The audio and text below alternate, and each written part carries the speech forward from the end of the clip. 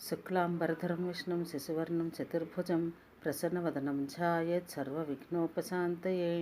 గురుర్బ్రహ్మ గురుర్విష్ణుః గురుర్దేవో మహేశ్వరః గురుసాక్షాత్ పరబ్రహ్మ తస్మై శ్రీగురవే నమః. శ్రీగురుభ్యో నమః. హరి ఓం. గ్రంథ పరిచయం. గ్రంథము కర్త. గ్రంథ నామమును బట్టి పాండురంగ మహత్యము తక్కిన మహత్యముల వంటి సామాన్య గ్రంథమని తలపరాదు. ఇది ప్రాచీన కాలపు ప్రౌఢ ప్రబంధములలో ఎన్నికకెక్కినది. ఆంధ్ర పంచకావ్యముల పట్టికలో పద్దు వేయించుకున్నది.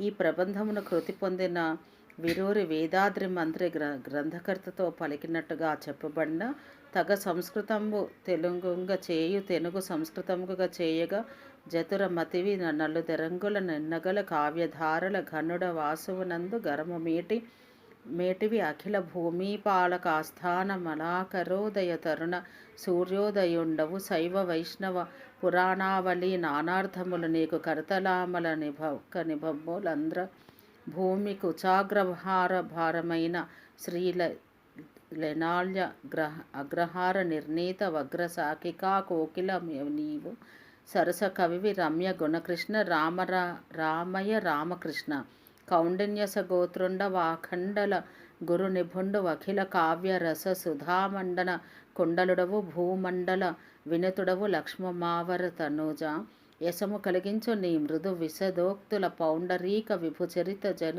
చతుర్దశ భువన విదితముగ శుభ వసుమతి నా పేరనుడువు పరతత్వనిధి అను పద్యమును బట్టి ఇది శ్రీమత్ పరమ పదనాథ నిరవధి కృపా పరిపాక పరిచిత సరస కవిత సనాథ రామకృష్ణ వినాథ ప్రణీతంబున అను ఆశ్వాసాంత గద్యభాగమును బట్టి ఈ ప్రబంధము తెనాలి రామకృష్ణ కవి రచించనని స్పష్టపడుచున్నది. రామలింగడే రామకృష్ణుడు. ఉద్భటారాధ్య చరిత్రం రచించిన తెనాలి రామలింగ కవియు ఈ రామకృష్ణ కవియు అభిన్నులని కొందరి మతము, భిన్నులని కొందరి తలపు. ఈ కవినామము తొలుత రామలింగడనియు అప్పుడు ఇతడు శైవుడని, కొంతకాలమునకి ఇతడు వైష్ణవం పుచ్చుకొని తన పేరు రామకృష్ణుడని మార్చుకొనని ప్రతీతి కలదు. శ్రీ వీరేశలింగం పంతులు గారు మునగు కొందరు ఈ ఐతిహ్యమును నమ్మిరి. పాండురంగ మహత్యపు గద్యమునకు విలక్షణముగా ఉద్భటారాధ్య చరిత్రమున గద్య ఇది శ్రీ మదేలేశ్వర గురువరేణ్య చరణారవింద షట్చరణ సకల కళాభరణ రామనార్య సుపుత్ర సుకవిజన మిత్ర కుమార భారతి బిరుదాభిరామ రామలింగయ్య ప్రణీతింబైన అని ఉన్నది. రామలింగనికి గల కుమార భారతి అను బిరుదము పాండురంగ కృతికర్తకు లేదు. అందు కృతిపతి కవిని గురించి శారద నిరూపము అని సంబోధించినట్లు ఉన్నది. రామలింగని గురువు ఏలేశ్వరుడు. పాండురంగ కృతిక కర్త గురువు భట్టరు చిక్కాచార్యులు. కానీ కొంత విమర్శించి చూస్తే పై కారణములు భేదభావనకు సమర్థములు కాజాలవు. కవి కుల గోత్రాదులను బట్టి చూసిన వీరిరువురు అభిన్నులే అని చెప్పవచ్చును. ఉద్భట కృతికర్త కౌండిన్యస గోత్రుడు. పాండురంగ కృతికర్త కౌండిన్య గోత్రుడు.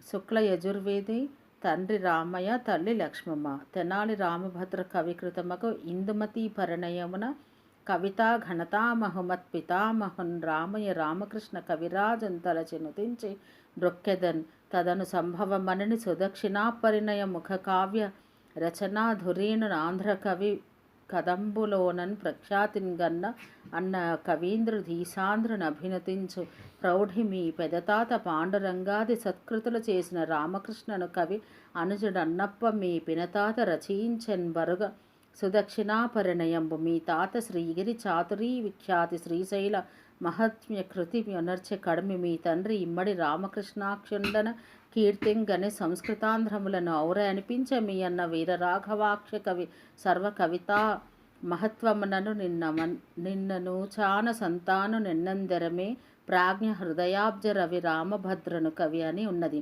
దీన్ని బట్టి చూస్తే పాండురంగ మహత్యాదులను రచించిన తెనాలి రామకృష్ణ కవియు సుదక్షిణాపరిణయం రచించిన తెనాలి అన్న కవియను అన్నదమ్ములని ఏర్పడుచున్నది. మరియు అన్నయ్య పాలగుమి భీమగురుని సద్భక్తి కొలుత అని చెప్పుటచే తెనాలి వారు సహజంగా శైవులని, పాలగుమి వారి శిష్యులని తెలియజున్నది. ప్రథమాశ్వాసము. శౌనకాది మహామునులు సూతును చూసి క్షేత్ర దైవత తీర్థములు మూడును సమప్రధానములయ్యుండు స్థలమును గురించి తెలుపుమని కోరగా అతడు ఇట్లు వచించెను. తొల్లి అగస్త్య మహామణి లోపాముద్రతో కూడా క్షేత్రరాజమగ వారణాసి యందు వసించుచుండ సూర్యచంద్రాదుల గమనమును నిరోధించుచుండో వింధ్యపర్వతము గర్వము అనపవలనని దేవతల ఆ మహామునిని ప్రార్థించిరి. అగస్త్యుడు వారి ప్రార్థన అంగీకరించి శిష్యులు వెంటరా బయలుదేరి వెళ్ళి వింధ్యపర్వతము గర్వం అణచి దక్షిణముగా పోయి కొల్హాపురిలోని మహాలక్ష్మిని సేవించెను. పిదప ఆ దేవి ఆనతి అనుసరించి తుంగభద్రను దాటి స్వామిమలకు పోయి కుమారస్వామిని సేవించెను. అతనిని కొనియాడి ఆ గుహని వల్ల సమస్త క్షేత్ర మహత్యంలో తెలుసుకొని అగస్త్యుడిట్లనియను. స్వామి, మీ దయ వల్ల పుణ్యస్థల మహత్యములు అన్నీ తెలుసుకొంటిని. తీర్థ దైవత క్షేత్రములు మూడు మేళవించి ఉన్న చోట ఏదైనా కలదా?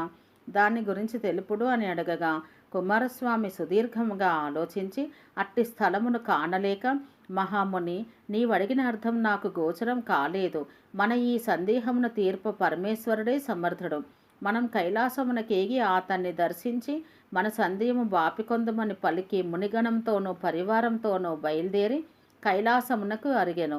అంతకు ముందు పార్వతీయు శివుని ఇదే ప్రశ్న అడగగా అతడు అట్టి స్థలమును గురించి తెలుప సిద్ధముగా ఉన్నందున మునులతో కూడా వచ్చిన కుమారునకును పార్వతితో పాటు క్షేత్ర దైవత తీర్థములు కలిసి ఉండు స్థలమును తెలుపనించి తొట్టతొలుత వెన్నునిందన మనసులో ధ్యానించి ఇట్లు చెప్ప మొదలుపెట్టెను.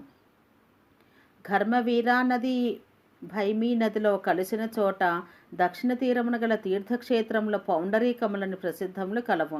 అచట దేవదేవుడగు లక్ష్మీవల్లభుడు పాండురంగ నామమున ప్రసిద్ధుడై ఉండను. అయ్యదియే మీరు అభిలషించిన అత్యుత్తమ స్థలము. ఆదికల్పమునందలి 18వ ద్వాపరం కడపట పుండరీకుడు అను ముని అచ్చోట ఘోర తపం వనరింప శ్రీకృష్ణుడు ప్రత్యక్షమై కావలసిన వరం అడగగోరెను. పుండరీకుడు ఆ దేవుని ఆ లలిత రూపముతో అచటనే ఉండనట్లును అచటి తీర్థక్షేత్రములు తన పేరట పౌండరీకములై ఉండనట్లు వరం ప్రార్థించెను. శ్రీకృష్ణుడు అట్లేయగుగా కాని వరం ఒసగెను.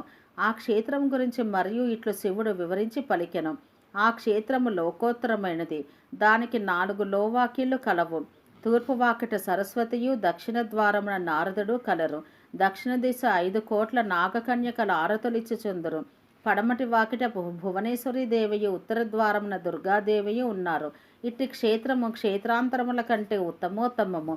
తొల్లి త్రిదంష్టుడను రాక్షసుడు కోపంతో గదనెత్తి పాండురంగును ఎడమ పక్కపై వేయగా ఆ దేవుడు దాన్ని తోలించి ఆ రాక్షసుని చంపెను. ఆ గదావేగమునకు పాండురంగని మొలనున్న జాలి సంచి తెగిపోయి ఇప్పటికీ అచ్చటనే పడి ఉన్నది. ఆ క్షేత్రమునకు పడమట పద్మతీర్థము, శంఖ పద్మనిధులు కలవు. అక్కడనే పిప్పలాకారమున నరనారాయణులున్నారు. పాండురంగనికి ఈశాన్య దిశను కొండల తీర్థం కలదు. అచ్చట అశ్వత్థ రూపమున నరసింహుడున్నాడు. గోపిక ఒకరితే అచట శ్రీకృష్ణుని గురించి తపస్సు చేయగా ఆ దేవుడు ప్రత్యక్షమయ్యను. అప్పటి తత్తరపాటులో ఆమె కేశబంధము వీడెను. నీవి కొంత జారెను. ఆమె శ్రీకృష్ణుని అడుగులను గట్టిగా పట్టుకొని ఆ విధముగానే అచట ఉండనట్లు వరమడగగా అతడట్లే వరముసుగను. ఆ స్థలము ముక్తకేశినీ క్షేత్రము. ఆదిక్కు నుండి ఏ భైమీ నది పొంగి పొరలచూ క్షేత్రంపైకి వచ్చిచుండగా పాండురంగడు తన పాదములపై నుండి ప్రవహించినట్లు ఆజ్ఞాపించెను. అదే భైమీ తీర్థమని ప్రసిద్ధి చెంది ఉన్నది. నరసింహుడచట 32 బాహువులతో ఉన్నాడు. అగస్త్య గానాపత్యములను తీర్థములు అచ్చటనే కలవు. గానాపత్య తీర్థమునకు తూర్పున సంకర్షణ తీర్థము, దానికి తూర్పున జాబాలి తీర్థమును, దాని తరువాత బ్రహ్మతీర్థమును కలవు. బ్రహ్మతీర్థము కడ బ్రహ్మయో సరస్వతియు వసింతురు. వారికి దక్షిణమున కలసతీర్థము, దానికి దక్షిణమున పితృతీర్థము, దానికి దక్షిణముగా చక్రతీర్థము, దానికి దక్షిణమున లక్ష్మీతీర్థము, దానికి దక్షిణమున కౌమోదకి, పద్మ, శంఖ, చక్ర తీర్థములు కలవు. లక్ష్మీ తీర్థాదులు 5 శక్తి పంచకమనబడుచున్నవి. విష్ణువు సంగముడను రాక్షసుని చంపిన చోట సంగతీర్థం కలదు. అచట పుష్పావతి అను నది సంగమించును. దానికి పిదప రామదేవ, సూర్య, సరస్వతీ తీర్థములు కలవు. పరమశివుడు ఈ రీతిని మునులకు కుమారునికి ఉమ్మకు తెలిపినని సూతుడు సౌనకాదులకు ఎరిగించెను. వారి క్షేత్ర తీర్థాది మహత్యములను విని మిగుల సంతసించిరి. పిదప సౌనకుడు సూతుని చూసి, మహాత్మా, విష్ణువేల ఎదుకులమున నందుని పట్టి అయి పుట్టెను. అతని చరిత్ర మెట్టిది. రాధ ఎవరు? రాధాకృష్ణుల సంబంధం ఎట్టిది? శివుని దేహము నుండి భైమి ఎట్లొదవెను? విష్ణుని మంత్రరహస్యమేది? ఈ అంశములన్నీ మాకు వినిపింపవలనని ప్రార్థింపగా సూతుడిట్లనను. తొల్లి శంకరుడు నారదునికి పుండరీకమ్ముని చరిత్రమును వివరముగా తెలిపిన దాన్ని మీకు వినిపింతును. అది విన్న మీ సందేహమునన్నీ తీరును. సూతుడిట్లు పలుకుచో మున్ను తాను వేదవ్యాసుని వల్ల విన్న దాన్ని ఇట్లు చెప్పసాగెను. ఓం సహనాభవతు సహనౌ భునత్తు సహ వీర్యం కరవావహై. ఓం శాంతి తేజస్వినావధీతమస్తు మా విద్విషావహై. ఓం శాంతి శాంతి శాంతి.